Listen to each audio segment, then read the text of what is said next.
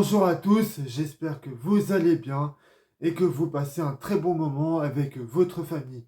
Alors dans cette vidéo, je vais vous parler du film Shazam 2, La Rage des Dieux, qui sera une vidéo avec, il y aura une petite partie sans spoiler et une partie avec spoiler.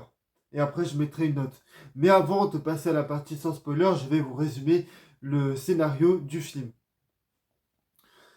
Mais avant, j'aimerais vous demander de liker la vidéo si vous avez aimé, à me dire en commentaire si vous êtes d'accord avec moi ou pas, et à me donner votre avis dans les commentaires. Et je vous demanderai de respecter mon avis dans les commentaires et respecter ceux des autres. Voilà, ne vous insultez pas. Ce que je vais dire là, c'est très subjectif, ce n'est que mon avis personnel. Donc voilà. Et ce que j'aimerais vous demander aussi, c'est partager la vidéo, de partager la vidéo car ça aide beaucoup ma chaîne. N'hésitez pas aussi à vous abonner à ma chaîne puisque ça aide beaucoup ma chaîne. Et n'hésitez pas à aller voir tous les autres vidéos qu'il y a sur ma chaîne puisque ça m'aide beaucoup. Voilà, et n'hésitez pas à me suivre sur Instagram, Twitter, Snapchat et Facebook. Je mettrai tout, mon Instagram, mon Twitter, mon Facebook dans le lien de la description. Et je vais pas redire ce que je dis, enfin si. Donc dans un premier temps, je vais vous résumer l'histoire du film. Après, je ferai une partie sans spoiler. Puis après, je vais spoiler quand, à un moment donné, mais je vous préviendrai. Donc, et après, je mettrai une note. Donc, allez, c'est parti pour vous résumer l'histoire du film. Started from the bottom, now the whole team here.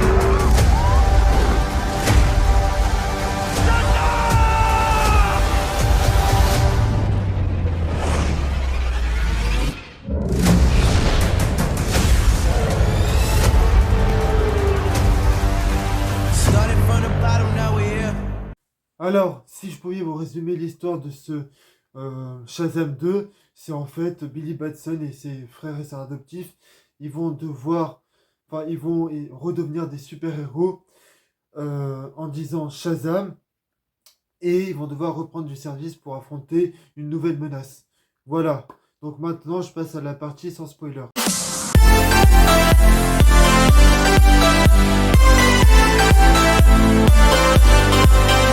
Personnellement, moi, je n'attendais pas ce film pour deux raisons.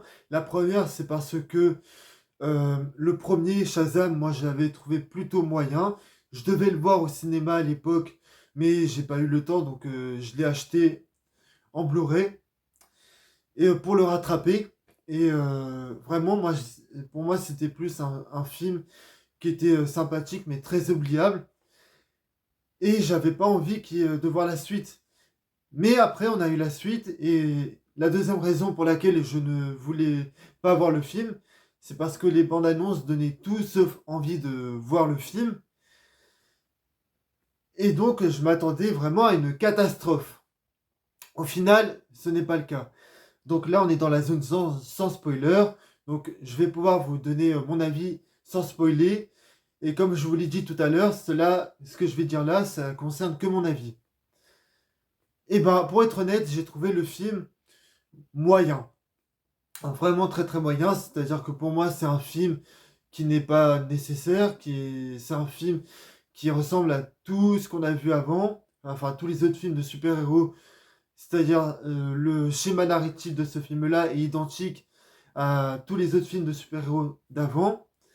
Et le problème, c'est que j'ai l'impression de revoir la même chose sans arrêt, sans arrêt. Alors, le film n'invente rien de nouveau. Comme je vous l'ai dit, il n'y a rien d'original. Si vous voulez voir un bon film d'action qui est sympathique, bon bah allez le voir, hein, franchement, et faites-vous votre propre avis. Mais par contre, si vous n'êtes pas fan des films de super-héros, là, je pense que vous allez souffrir devant ce film-là.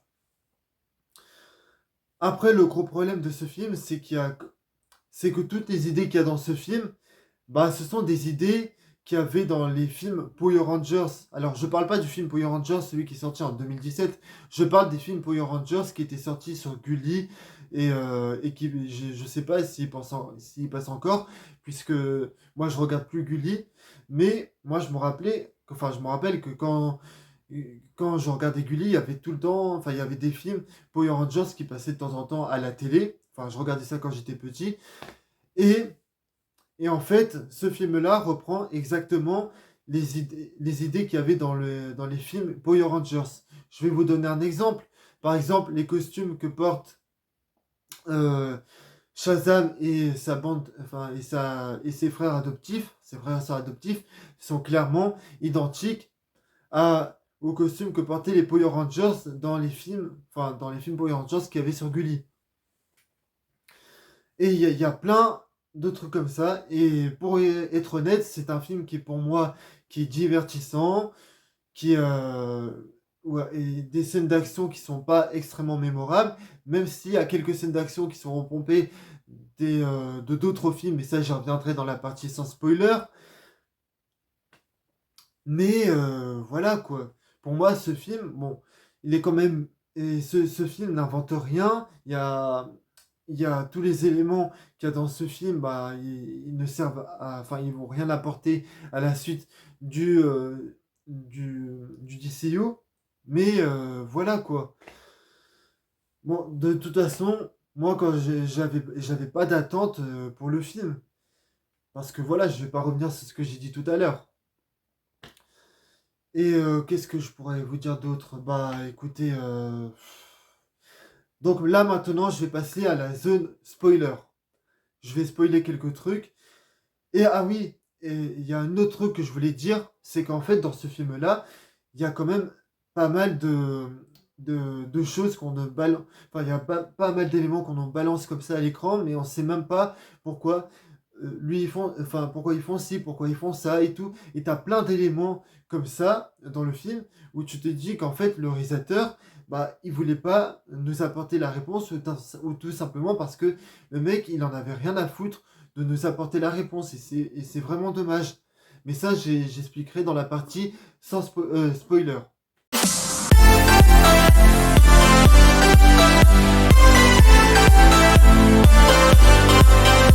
Là, on est parti dans la zone sans spoiler, donc, enfin, la zone spoiler, pardon. Donc, avant d'attaquer la zone spoiler, bah, je vais vous dire de quoi je vais vous parler du film. Donc, je vais vous parler de l'interprétation des acteurs, je vais vous parler de, des scènes d'action, et après, je vais vous parler de tous les éléments qui arrivent comme ça, comme un cheveu sur la soupe. Et voilà. Donc, pour parler de l'interprétation des acteurs, bah, je dirais que les frères et sœurs adoptifs de la famille de Billy, je dirais qu'ils s'en sortent bien. Mais par contre, Billy Batson, quand il est en Shazam, ça va pas du tout. Parce que je trouve qu'il est vraiment très très lourd. Et quand on le voit, t'as juste l'impression de voir Jar Jar Binks en mode vénère.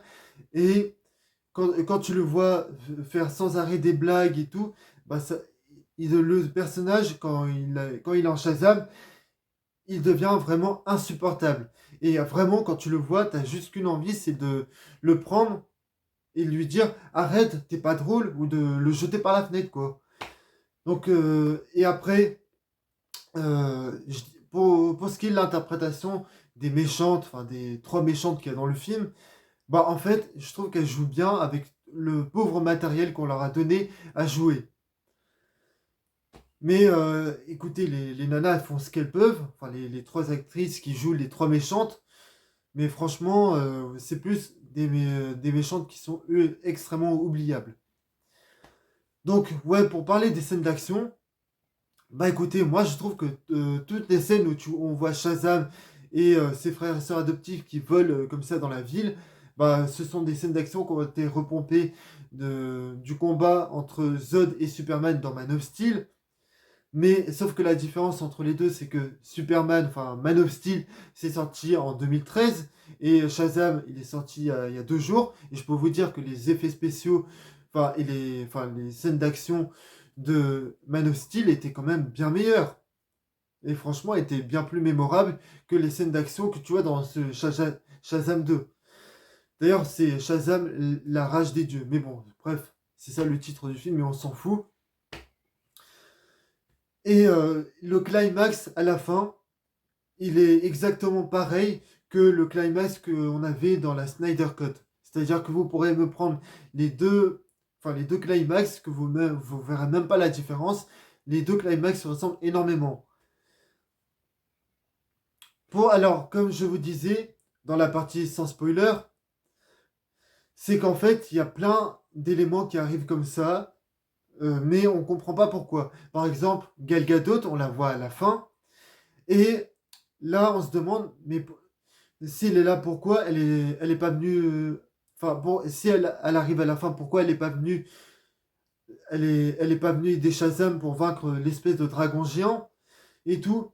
Et on n'a aucune explication sur pourquoi elle est là, pourquoi elle fait ci, pourquoi elle fait ça. Et vous me direz si je me trompe dans les commentaires, mais je crois qu'à la fin de Wonder Woman 2, enfin Wonder Woman 1984, Gal Gadot, elle était elle était restée dans les années 80 avec son copain Steve Trevor. Parce que, enfin, il me semble, après peut-être que je raconte des bêtises, mais vous me direz tout ça dans les commentaires. Mais, et là tu te dis, mais si la nana, elle est restée dans les années 80 avec son copain, qu'est-ce qu'elle fout ici en fait? Elle a rien à faire ici, Gal Gadot. Elle a rien à faire dans le film. Et comme je vous disais, et voilà. Et comme je vous disais, tous les éléments qu'il y a dans le film, enfin, comme je vous disais tout à l'heure dans la partie sans spoiler, que tous les éléments qu'il y a dans le film ne vont pas servir à grand chose pour la suite du DCU, bah, tout simplement parce que James Gunn, il a décidé de rebooter la saga après le film The Flash qui va sortir au mois de juin.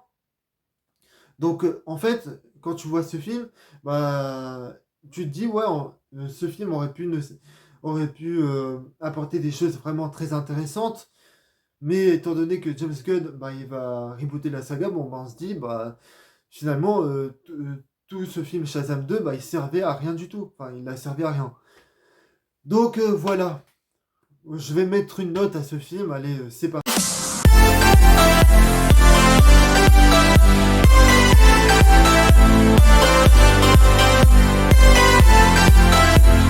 Alors, voilà la note que je vais mettre à ce film. Pour moi, ça sera...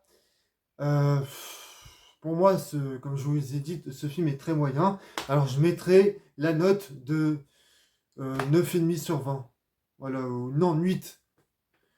8 sur 20, ça me paraît une note normale, voilà, pour un film comme ça. Voilà, 9, je vais être gentil.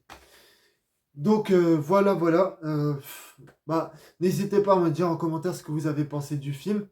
Ah oui, il y a une autre chose que j'avais oublié de dire dans la partie spoiler ou la partie sans spoiler, mais bon, bref, c'est que tous les personnages, enfin, c'est-à-dire que les frères et sœurs adoptifs de Billy Batson et sa famille, bah, ils ont une vraie relation. C'est-à-dire que Billy, il a une bonne relation entre frères et sœurs adoptifs avec ses frères et sœurs adoptifs, et il a une bonne relation avec sa famille. Voilà. Donc, n'hésitez pas à me dire en commentaire ce que vous avez pensé du film, si vous êtes d'accord avec moi ou pas. Et n'hésitez pas à me suivre sur tous les réseaux sociaux. Bon, bref, je vais pas répéter ce que j'ai dit tout à l'heure. Allez, moi je vous dis à la prochaine pour de prochaines vidéos. Salut à tous.